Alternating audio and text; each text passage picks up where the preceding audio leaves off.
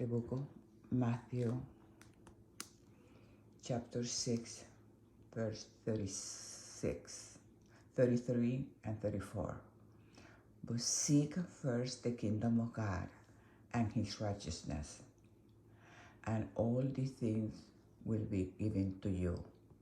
So do not worry or be anxious about tomorrow, for tomorrow will have worries and anxiety of its own. Sufficient for each day is its own trouble.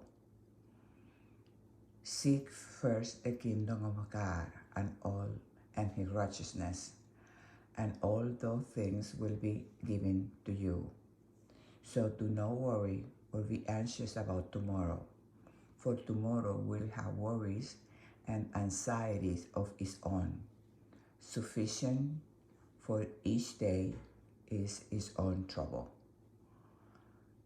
Heavenly Father, you are my comfort. In Jesus' name, I pray. Amen.